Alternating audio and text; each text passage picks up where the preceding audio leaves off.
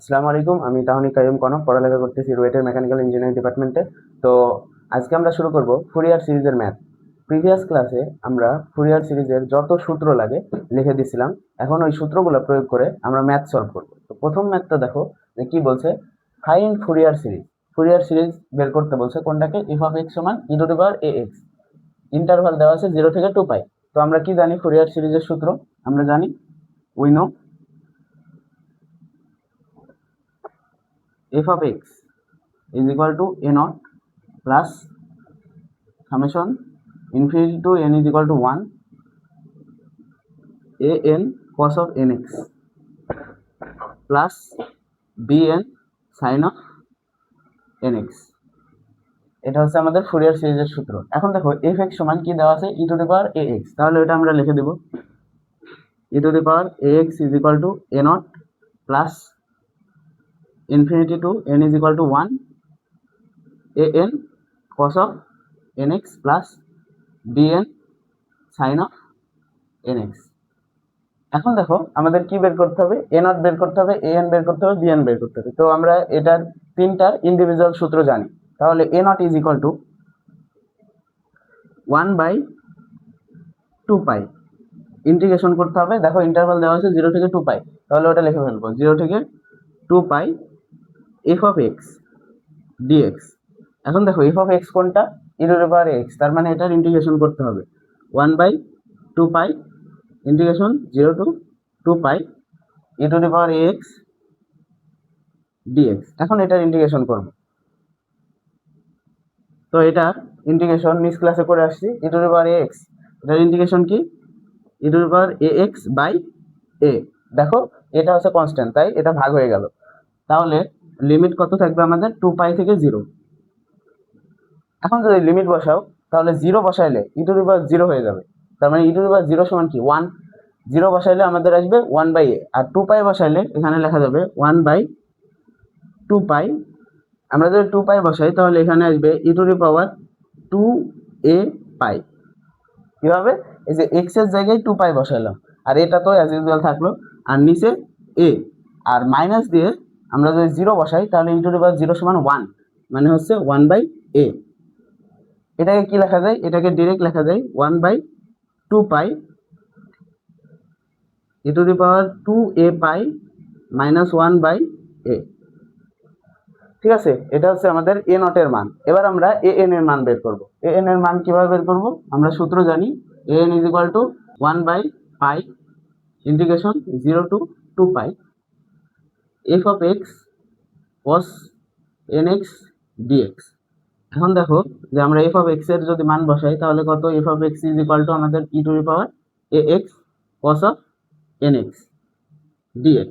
এখন দেখো এই যে E to the power X cos of bx এর সূত্র আমরা জানি না, জানি। আমি প্রথম ক্লাসে সব সূত্র লিখে দিছি, ওই সূত্রটা এখানে ডিরেক্ট ইউজ করব। তো ডিরেক্ট যদি ওই সূত্রটা ইউজ করি তাহলে আমরা কি জানি, E to the power A x, আর নিচে কি এ স্কোয়ার, বি এর জায়গায় কি আছে এন, তার মানে এ স্কোয়ার প্লাস এন স্কোয়ার। তারপরে কি থাকবে, তারপরে যেহেতু কস, তার মানে কস এনটা আগে লিখে দেব, কস এন এক্স, তারপরে সাইন এন এক্স থাকবে। আর এ, এখানে দেখো এ আছে, তার মানে এ জায়গায় কত এন, বি এর জায়গায় এন আছে। এখন দেখো যেহেতু কসের সূত্র, তাহলে কি মাঝখানে হবে প্লাস, প্লাস বসাই দিলাম। এখন লিমিটটা বসাবো, লিমিট কত 0 to 2 পাই। তো এখন দেখো আমরা লিমিট বসালে এখানে লিখতে পারি, লিমিট যদি বসাই তাহলে 1/পাই রাখা যায়। এরপরে দেখো যে লিমিট বসানোর আগে এইটা কিন্তু দুইটার সাথেই গুণ আছে, তাহলে আমরা দুইটার সাথে গুণ করে দিলে এখানে লিখতে পারি A E to the power A X by A square plus N square cos of nx plus N E to the power A X by A square plus N square sine of nx। এখন আমরা limit বসানোর জন্য প্রস্তুত। তাহলে এখন আমরা 2 পাই লিমিটটা বসাবো। 2 পাই limit বসানো, আমরা এই জায়গায় দেখো যে এ স্কোয়ার প্লাস এন স্কোয়ার, এটা কি কমন নেওয়া যায়, তাহলে আমরা এখানে লিখতে পারি 1/পাই এ স্কোয়ার প্লাস এন স্কোয়ার, কেননা কনস্ট্যান্ট টার্মকে আমরা কমন নিতে পারি। এরপরে লিমিট বসাও, তাহলে লিমিট বসালে এই জায়গায় যদি লিমিট বসাও তাহলে 2 পাই যদি বসাও তাহলে এ E to the power 2 pi এ লেখা যায়, এক্স এর জায়গায় 2 পাই বসালাম, তাহলে ই টু দি পাওয়ার 2 পাই এ। এরপরে cos nx আছে। এখন দেখো যে cos এন পাইয়ের মান কি আমরা জানি -1 টু দি পাওয়ার এন, কিন্তু এখানে 2n পাই, 2n পাই হলে কসের মান কি হয়ে যায় 1 হয়ে যায়, তাহলে আমরা এখানে 1 বসাই দেব। ঠিক আছে, এরপরে দেখো এই জায়গায় 2 পাই যদি এখানে বসাই তাহলে কি হবে, সাইনের 180 ডিগ্রির মান 0, 360 ডিগ্রির মানও 0, তাহলে 2 পাই বসালে এখানে 360 ডিগ্রি হবে, 0 হয়ে যাবে, তাহলে এটা বসানোর দরকার নেই। এখন আমরা জিরোটা বসাবো, জিরোটা যদি এখানে বসাই তাহলে দেখো যে ই টু দি পাওয়ার 0 মানে 1, আর এই জায়গায় এটা তো আমরা কমন নিয়ে বাইরে দিছি, তার মানে এখানে লেখা যায় -a ইন্টু 1 লেখা যায়। কিভাবে লিখলাম, ই টু দি পাওয়ার 0 সমান 1, আর এ তো অ্যাজ ইউজুয়াল থাকলো। এখন দেখো 0 যদি কসের এখানে বসাও তাহলে কি আসবে, cos 0 মান 1, তার মানে এটুকুর মানও 1 আসবে, লেখার প্রয়োজন নেই।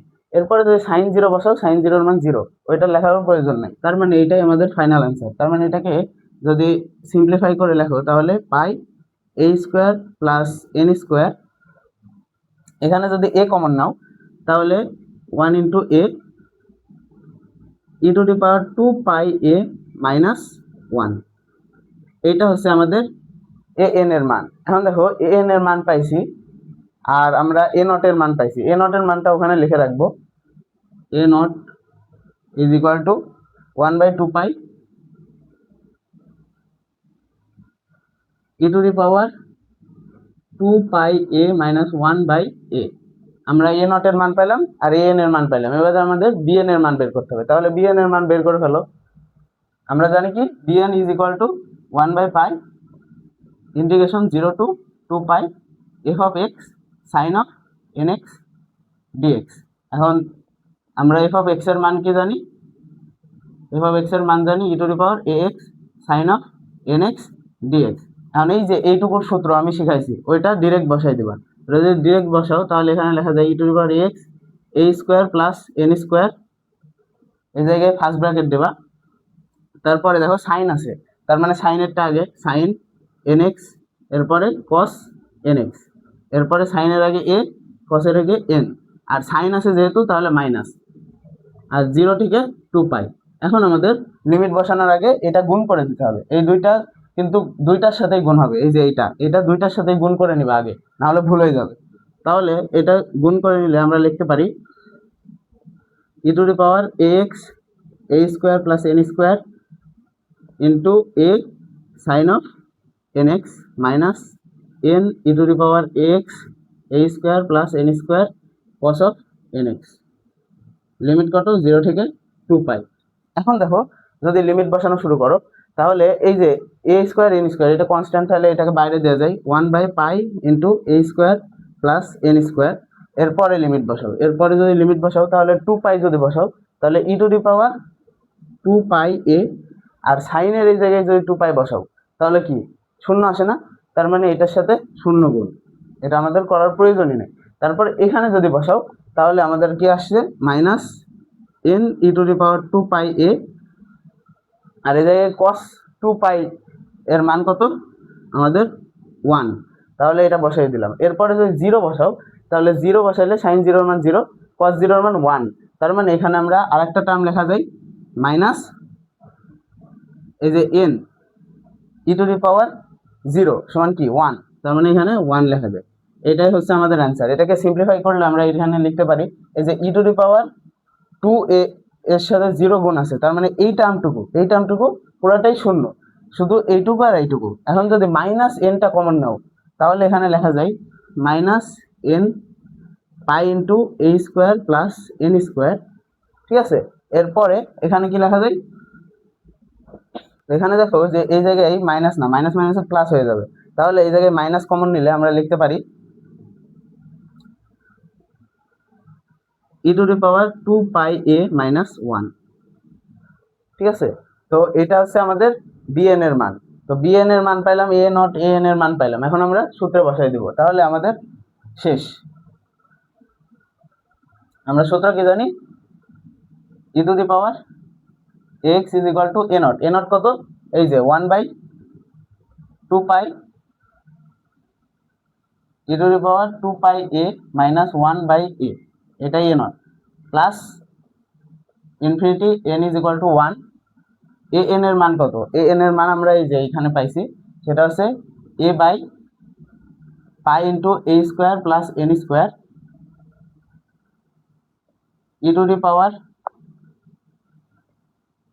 পাওয়ার 2 পাই এ মাইনাস 1, এর সাথে কি গুণ ছিল কস অফ এনএক্স, এরপর প্লাস বিএন কোনটা, এই যে এটা, এই যে দেখো প্রথমে কিন্তু মাইনাস আছে, এই মাইনাসটা যদি আমরা ভিতরে নিই তাহলে 1 মাইনাস এটা লেখা যায়, তার মানে আমরা ওইটাকে করবো n by pi into a square plus N square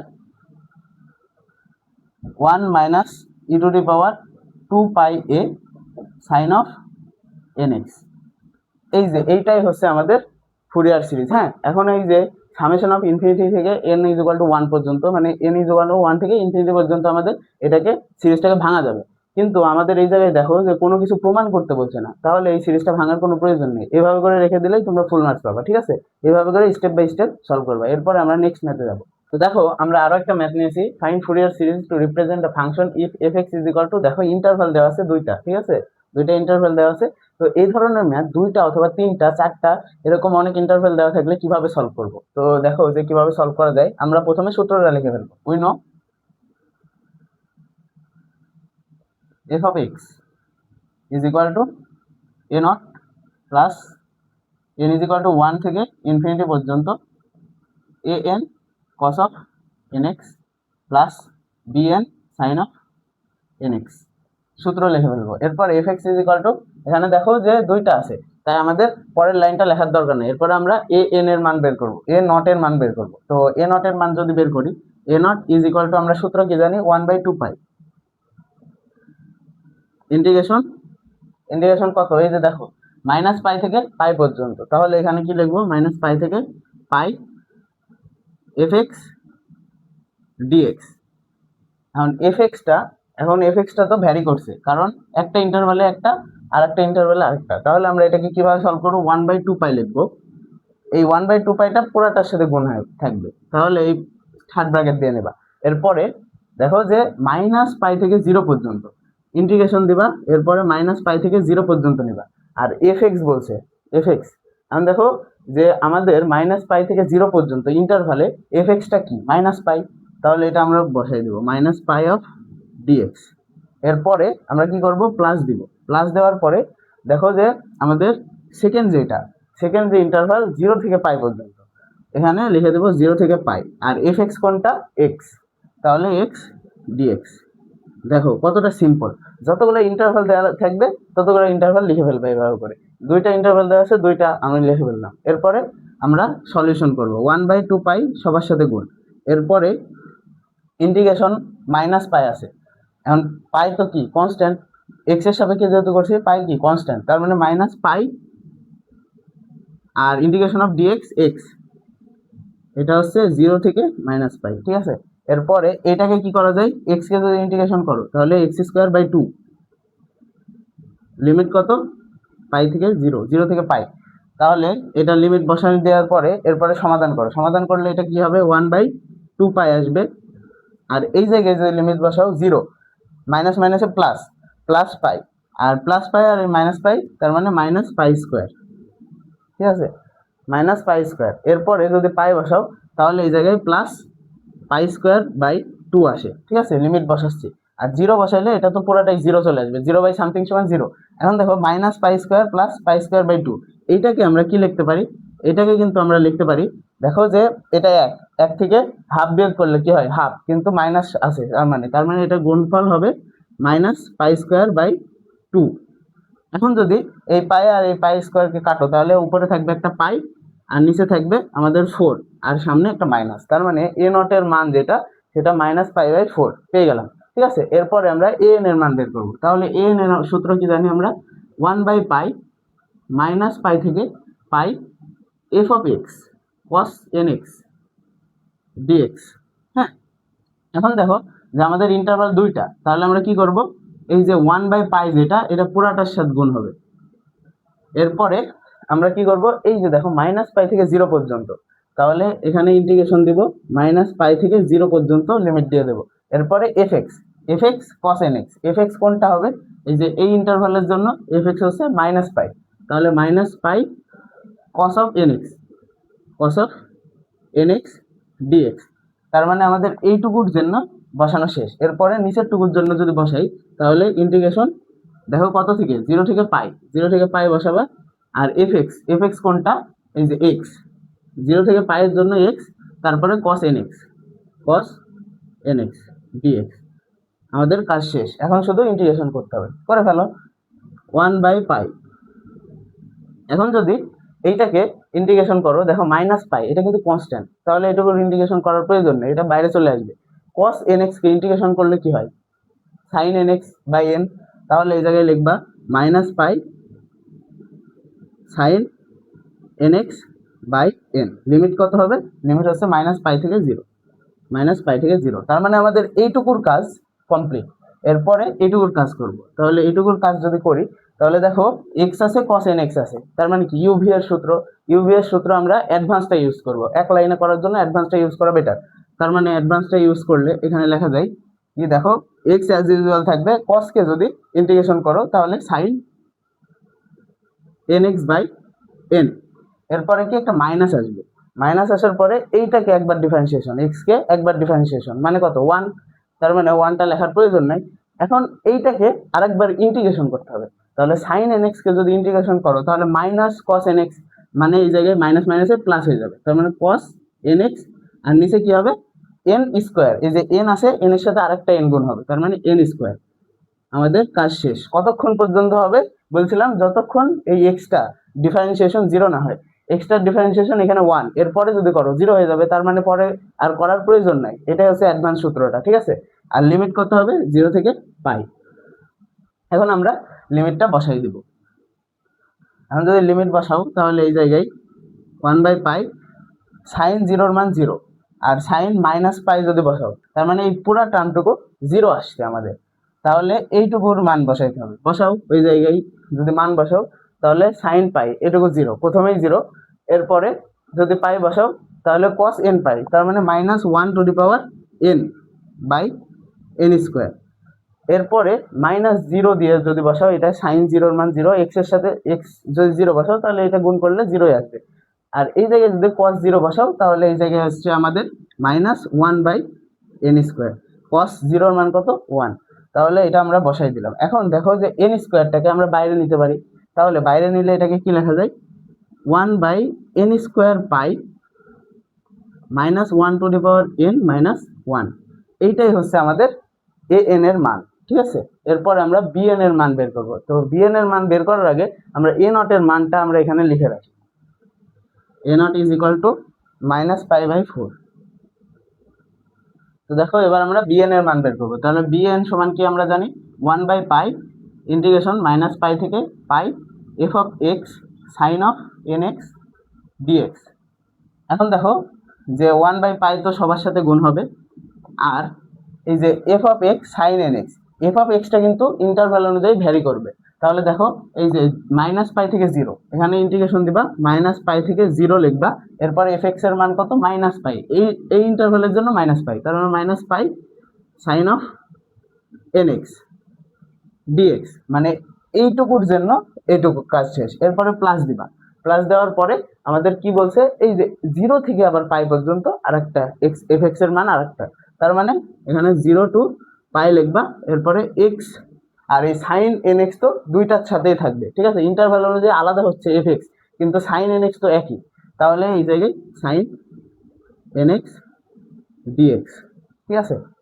এখন আমরা জাস্ট ইন্টিগ্রেশন করব, তাহলে এই জায়গায় যদি ইন্টিগ্রেশন করো, -πটা কনস্ট্যান্ট বাইরে চলে আসলো, তারপর -π, আর এই জায়গায় -cos of nx by n,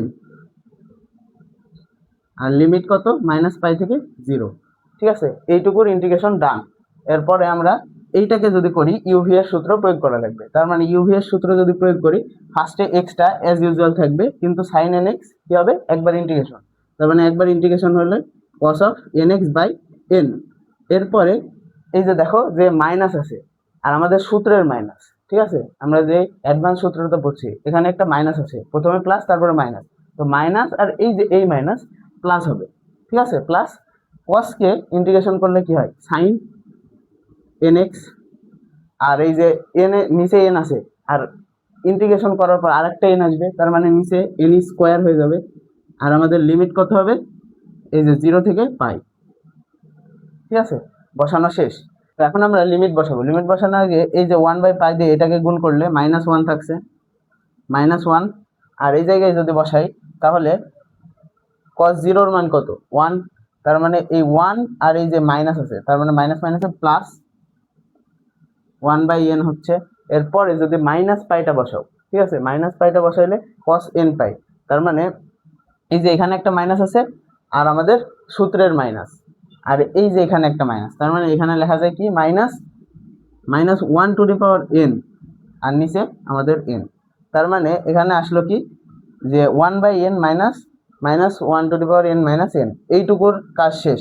এরপরে দেখো 1/পাই গুণ করে দিছি, তার মানে এই জায়গায় লেখা যায় কি আমাদের 1/পাই।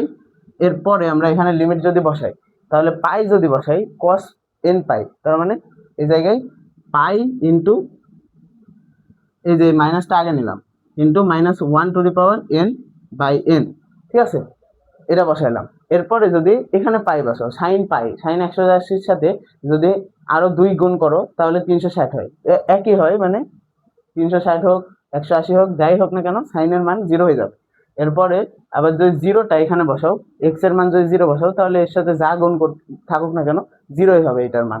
আর যদি এখানে বসাও 0 তাহলে সাইন 0 মান 0। তার মানে এইটাই হচ্ছে আমাদের অ্যান্সার। এখন এটাকে সিম্পলিফাই করো, এই যে এখানে পাই আছে, এই যে পাই আছে, তার মানে কাটা যায়।